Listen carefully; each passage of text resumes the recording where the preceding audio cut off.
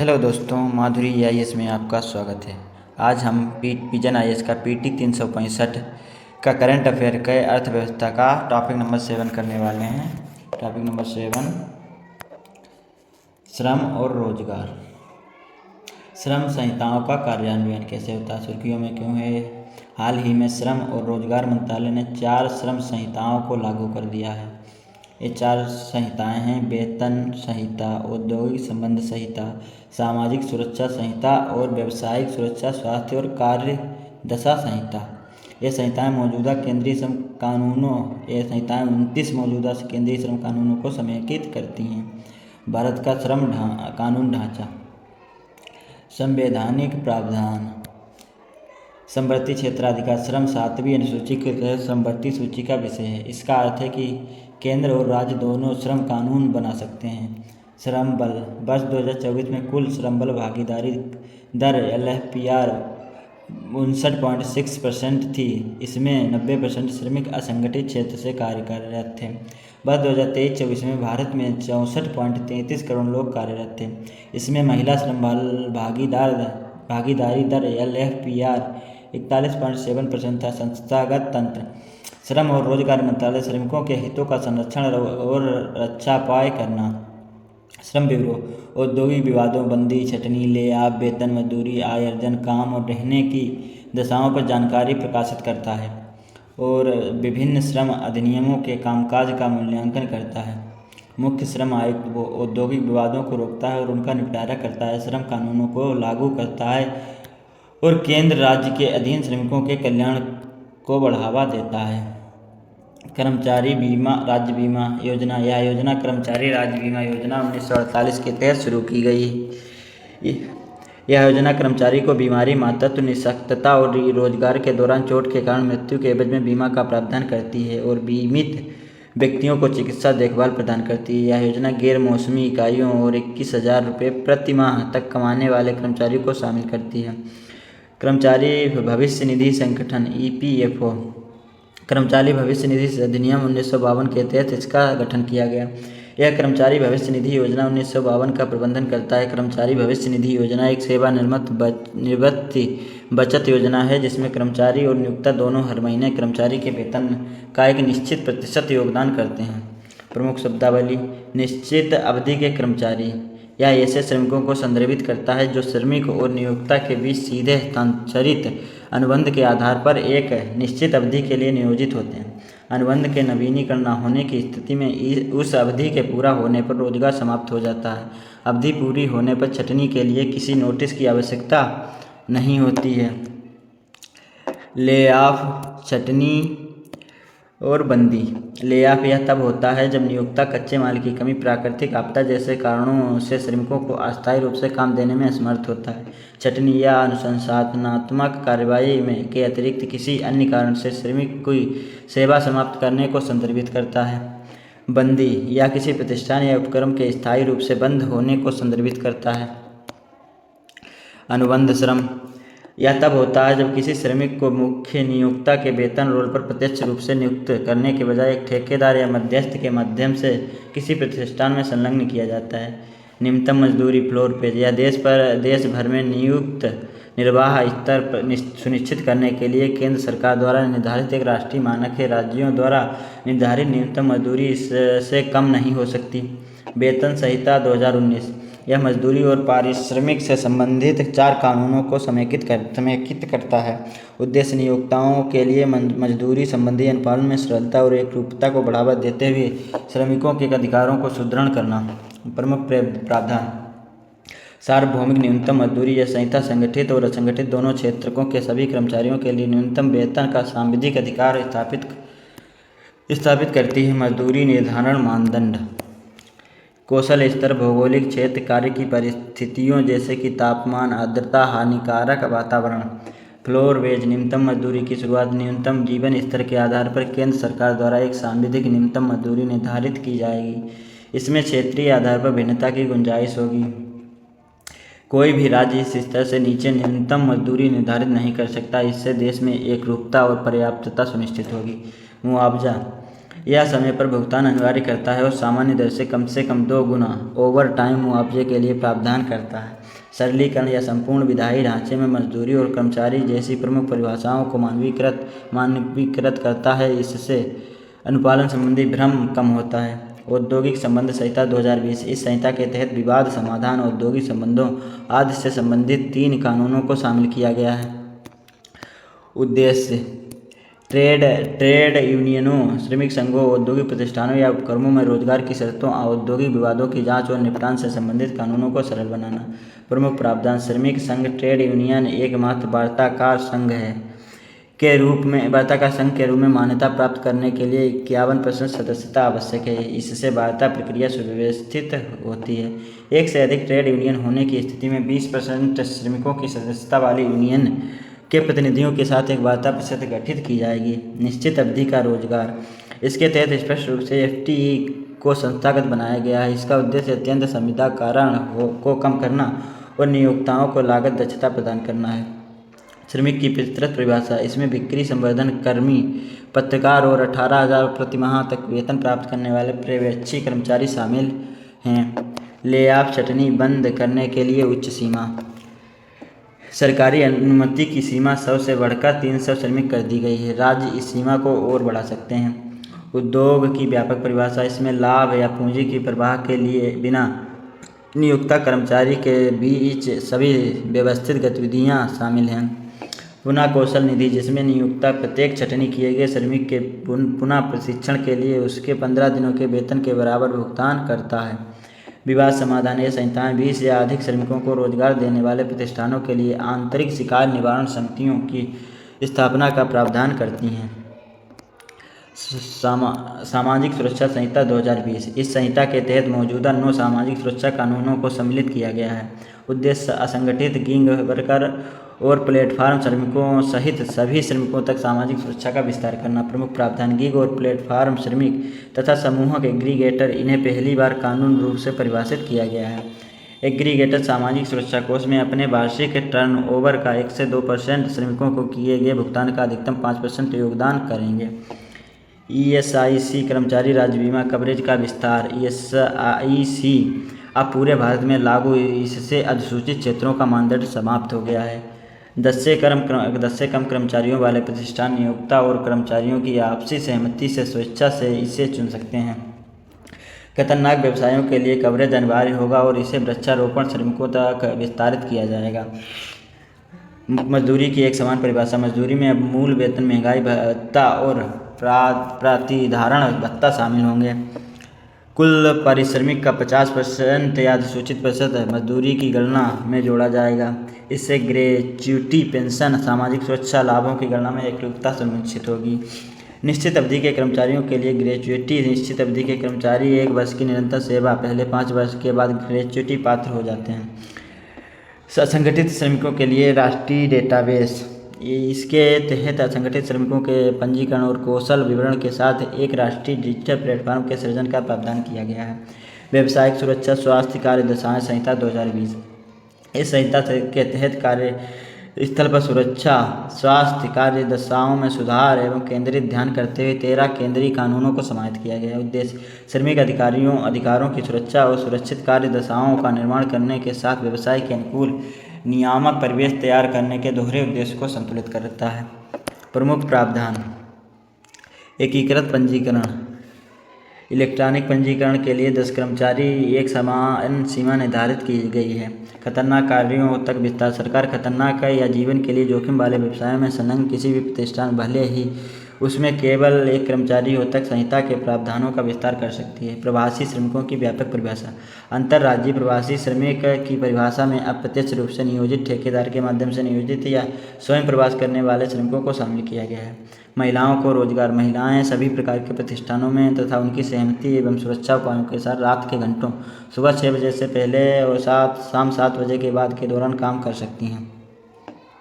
राष्ट्रीय व्यावसायिक सुरक्षा और स्वास्थ्य सलाहकार बोर्ड। विभिन्न क्षेत्रों में राष्ट्रीय सुरक्षा और स्वास्थ्य मानक निर्धारित करने के लिए एक एकल त्रिपक्षीय सलाहकार बोर्ड 6 पूर्ववर्ती बोर्डों को प्रतिस्थापित करेगा। इसमें एकरूपता और गुणवत्ता सुनिश्चित होगी। संस्थागत निरीक्षण। सुरक्षा समिति 500+ श्रमिकों वाले कारखानों, 250+ श्रमिकों वाली निर्माण इकाइयों और 100+ श्रमिकों वाली खानों में नियोक्ता और श्रमिक प्रतिनिधियों के साथ सुरक्षा समिति का गठन किया जाएगा। कल्याण अधिकारी, उन इकाइयों में एक कल्याण अधिकारी नियुक्त किया जाएगा जहां सामान्यतः 250 या अधिक श्रमिक नियोजित हैं।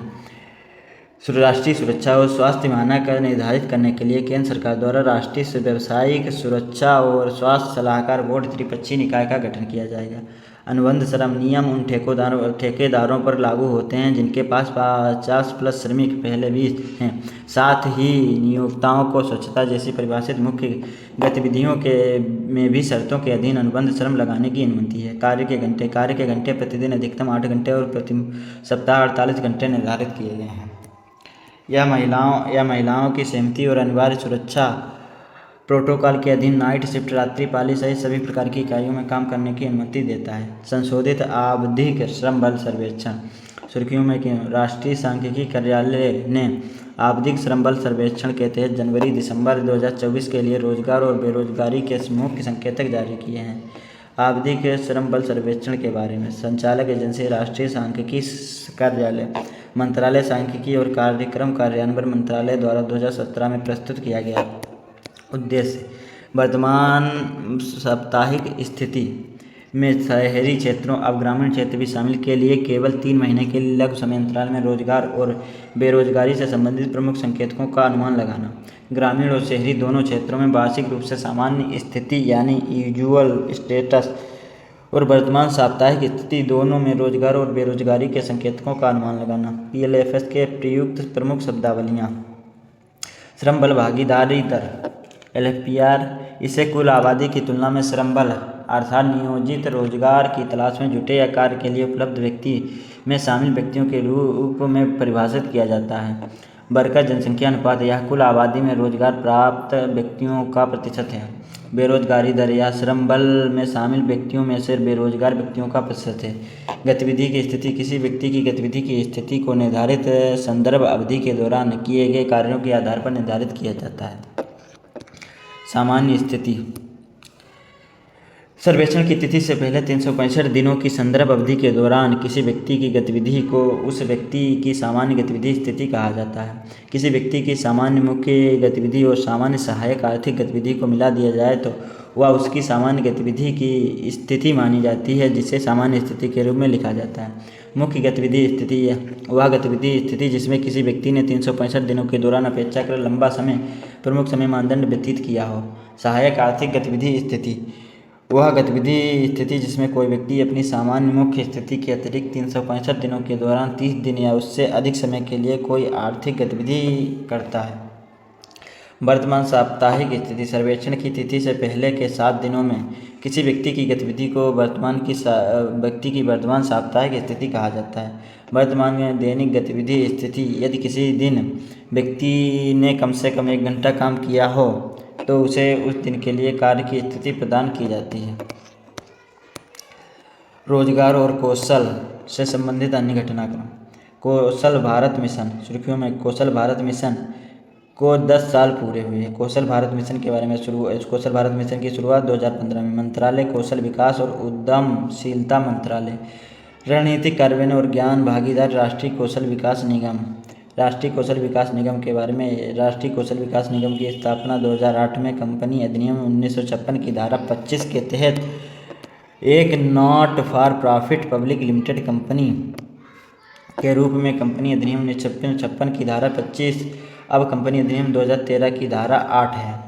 यह संगठन केंद्रीय कौशल विकास और उद्यमिता मंत्रालय के तहत एक विशिष्ट सार्वजनिक निजी भागीदारी PPP मॉडल के रूप से संचालित होता है। मुख्य गठन प्रधानमंत्री और विकास योजना 4.0, प्रधानमंत्री राष्ट्रीय प्रशिक्षुता प्रोत्साहन योजना तथा जन शिक्षण संस्थान योजना को कौशल भारत कार्यक्रम की समग्र केंद्रीय क्षेत्रक योजना के अंतर्गत संयोजित किया गया है।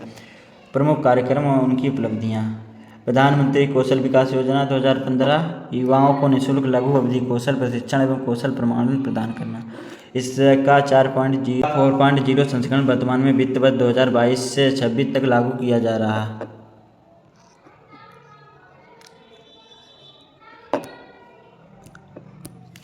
जन शिक्षण संस्थान, इसके तहत निरक्षरों, नवासाक्षरों और स्कूल ड्रॉप आउट्स को व्यावसायिक प्रशिक्षण प्रदान किया जाता है। प्रधानमंत्री राष्ट्रीय प्रशिक्षुता प्रोत्साहन योजना, इसका उद्देश्य प्रशिक्षु अधिनियम 1961 के अंतर्गत प्रशिक्षुओं को नियोजित करने वाले प्रतिष्ठान को वित्तीय प्रोत्साहन प्रदान किया जाता है। प्रशिक्षुओं और प्रतिष्ठानों दोनों को प्रत्यक्ष लाभ अंतरण के माध्यम से प्रति प्रशिक्षु 1500 रुपये प्रति माह तक स्टाइपेंड का 25% तक प्रदान किया जाता है। आयु वर्ग 14 से 35 वर्ष। दीनदयाल उपाध्याय ग्रामीण कौशल योजना या राष्ट्रीय ग्रामीण आजीवन मिशन का हिस्सा है। इसका उद्देश्य ग्रामीण गरीब परिवारों की आय में विविधता लाना और ग्रामीण युवाओं की करियर संबंधी आकांक्षाओं को पूरा करना। भारत कौशल और प्रेरक पहल, सुर्खियों में क्यों? कौशल विकास एवं उद्यमिता मंत्रालय ने विश्व आर्थिक मंच WEF के सहयोग से भारत कौशल प्रेरक पर विचार विमर्श किया। कौशल प्रेरक पहल के बारे में मुख्य उद्देश्य लोगों को तेजी से करियर बदलने में सक्षम बनाना है। ऐसे प्रशिक्षण को बढ़ावा देना जिसकी पहुंच अधिक लोगों तक हो। शिक्षा को उद्योग जगत की जरूरतों के अनुरूप ढालना, विशेष रूप से AI, रोबोटिक्स, एडवांस मैन्युफैक्चरिंग और स्वच्छ ऊर्जा जैसे क्षेत्रों में। प्लेटफार्म की संरचना, सभी क्षेत्रों में नवाचार के लिए सार्वजनिक निजी सहयोग हेतु एक मंच है। WEF की रिस्किलिंग रेवोल्यूशन का हिस्सा यह पहल सरकारों को हर स्तर के श्रमिकों को, चाहे उनकी शिक्षा का स्तर या रोजगार की स्थिति कुछ भी हो, नए कौशल सीखने और पहले से मौजूद कौशलों को बेहतर बनाने के लिए प्रोत्साहित करती है। PM सेतु, प्रधानमंत्री skilling and employability transformation through upgraded. सुर्खियों में कि बजट 2024-25 के तहत घोषित हाल ही में शुरू की गई योजना कौशल विकास उद्यमिता मंत्रालय के अंतर्गत एक केंद्र प्रायोजित योजना के रूप में कार्यान्वित की जाएगी। योजना के बारे में उद्देश्य, राज्य सरकारों और उद्योगों के सहयोग में से मौजूदा ITI संस्थानों को सरकार के स्वामित्व वाले तथा उद्योग द्वारा प्रबंधित महत्वाकांक्षी कौशल संस्थानों के रूप में स्थापित करना। कुल परिव्यय 5 वर्षों में 60,000 करोड़, केंद्र की हिस्सेदारी 30,000 करोड़, राज्य की हिस्सेदारी 20,000 करोड़, उद्योग की हिस्सेदारी 10,000 करोड़। इसमें केंद्र की हिस्सेदारी का 50% एशियाई विकास बैंक और विश्व बैंक द्वारा समान रूप से सह वित्तपोषित किया जाएगा। कार्यान्वयन, PM सेतु योजना को हब एंड स्पोक मॉडल द्वारा लागू किया जाएगा। इसमें 200 हब ITI को 800 स्पोक ITI से जोड़ा जाएगा। इस योजना के मुख्य घटक उद्योगों के साथ मिलकर नए व मांग आधारित पाठ्यक्रम शुरू करना और मौजूदा पाठ्यक्रमों में आवश्यक सुधार करना, क्लस्टर्स का प्रबंधन करने और परिणाम आधारित प्रशिक्षण सुनिश्चित करने के लिए विश्वसनीय एंकर उद्योग भागीदारों के साथ स्पेशल पर्पस व्हीकल्स स्थापित करना। एंकर उद्योग भागीदारों का अर्थ है कि वे बड़े और प्रमुख उद्योग या कंपनियों जो किसी परियोजना या योजना के लिए मुख्य भागीदार के रूप में कार्य करती हैं। दीर्घकालिक डिप्लोमा, अल्पकालिक पाठ्यक्रम, एग्जीक्यूटिव प्रोग्राम्स के लिए मार्ग खोलना। औद्योगिक प्रशिक्षण संस्थान संरचना, यह राज्य द्वारा संचालित संस्थान है जो 1950 के दशक से भारत में व्यावसायिक शिक्षा और प्रशिक्षण की आधारशिला रहे हैं। प्रत्यायन एवं प्रबंधन, इनका प्रबंधन कौशल विकास और उद्यमिता मंत्रालय के तत्वाधान में प्रशिक्षण महानिदेशालय द्वारा किया जाता है। वर्तमान में लगभग 15,034 ITI क्रियाशील हैं, जिनमें से 78% निजी स्वामित्व में हैं। प्रमुख योजनाएं, स्ट्राइव मॉडल ITI और ESDI उत्तर पूर्वी राज्यों में कौशल विकास बुनियादी ढांचे का सुदृढ़ीकरण। अन्य महत्वपूर्ण घटनाक्रम, ग्लोबल कैपेबिलिटी सेंटर्स, वित्त मंत्री के ग्लोबल कैपेबिलिटी सेंटर्स की स्थापना को बढ़ावा देने और अधिक फॉर्च्यून 500 कंपनियों को भारत में आकर्षित करने के लिए उद्योग एवं सरकार से मिलकर काम करने का आग्रह किया। भारत में वैश्विक क्षमता केंद्रों GCC की स्थिति। वैश्विक स्थिति, भारत वर्तमान में 1800 से अधिक GCC का प्रमुख केंद्र है जो वैश्विक स्तर पर स्थापित कुल केंद्रों का लगभग 50% है। आर्थिक योगदान, जिन केंद्रों का प्रत्यक्ष सकल मूल्यवर्धन GBA $68 बिलियन है, 2030 तक इसके बढ़कर 150 से $200 बिलियन होने की संभावना है। रोजगार की स्थिति, यह क्षेत्र लगभग 2.16 मिलियन लोगों को रोजगार प्रदान करता है। 2030 तक यह संख्या 2.5 से 2.8 मिलियन तक पहुंचने का अनुमान है। विकास दर विगत 5 वर्षों में इसमें 11% की चक्रवृद्धि वार्षिक वृद्धि दर दर्ज की गई है, जो राष्ट्रीय सकल घरेलू उत्पाद GDP में 1.6% का योगदान देती है। GCC के बारे में, GCC को ग्लोबल इन हाउस सेंटर या कैप्टिव भी कहा जाता है। ये वैश्विक कंपनियों द्वारा बनाए गए विदेशी केंद्र होते हैं जो अपनी मूल कंपनी को विविध प्रकार की सेवाएं प्रदान करते हैं, जैसे IT सेवाएं, अनुसंधान और विकास सेवाएं, ग्राहक सहायता इत्यादि। ये केंद्र इन कंपनियों के अतिरिक्त ढांचे का हिस्सा होते हैं। भारत में GCC वृद्धि के लिए जिम्मेदार कारक कम लागत में सेवाएं मिलना, डिजिटल और नीतिगत तैयारी, स्मार्ट सिटी, डिजिटल इंडिया जैसे कार्यक्रम, कुशल और सस्ता कार्यबल, अंग्रेजी जानने वाले युवा, बड़ा उपभोक्ता बाजार आदि। जीवन निर्वाह वेतन। केंद्रीय श्रम और रोजगार मंत्रालय जीवन निर्वाह वेतन की अवधारणा पर चर्चा कर रहा है। इसका उद्देश्य श्रमिकों के कल्याण में सुधार करना और वैश्विक रूप से महिलाओं की भागीदारी बढ़ाना है। वर्तमान में कानून केवल न्यूनतम वेतन देने की को अनिवार्य करता है। भारत में वेतन के प्रमुख प्रकार: न्यूनतम वेतन, जीवन निर्वाह वेतन। वेतन न केवल जीवन के न्यूनतम निर्वाह के लिए होना चाहिए, बल्कि श्रमिकों की दक्षता बनाए रखने के लिए भी होना चाहिए। न्यूनतम वेतन का भुगतान। न्यूनतम वेतन अधिनियम 1948 के तहत कानूनी रूप से अनिवार्य है। केंद्र और राज्य दोनों सरकारें न्यूनतम वेतन तय कर सकती हैं, उसकी समीक्षा कर सकती हैं, उसे संशोधित कर सकती हैं। वेतन संहिता 2019 के तहत वेतन सार्वजनिक और निजी क्षेत्रों तथा संगठित व असंगठित क्षेत्रों पर सभी नियोजन पर लागू होता है। जीवन निर्वाह वेतन। जीवन निर्वाह वेतन वह वेतन स्तर है जो श्रमिकों और उनके परिवारों को गरिमापूर्ण जीवन स्तर प्रदान करता है। ILO के अनुसार इसमें भोजन, आवास, स्वास्थ्य सेवा, शिक्षा, परिवहन और कपड़ों जैसे बुनियादी जरूरतों को पूरा करने में सक्षम होना शामिल है। जीवन निर्वाह वेतन आमतौर पर न्यूनतम वेतन से ज़्यादा होता है और इसमें क्षेत्रीय अंतरों को ध्यान में रखा जाना चाहिए। अनुच्छेद 43 राज्य के नीति निर्देशक तत्व DPSP राज्य उपयुक्त कानून आदि के माध्यम से सभी श्रमिकों के लिए जीवन निर्वाह मजदूरी सुनिश्चित करने का प्रयास करेगा।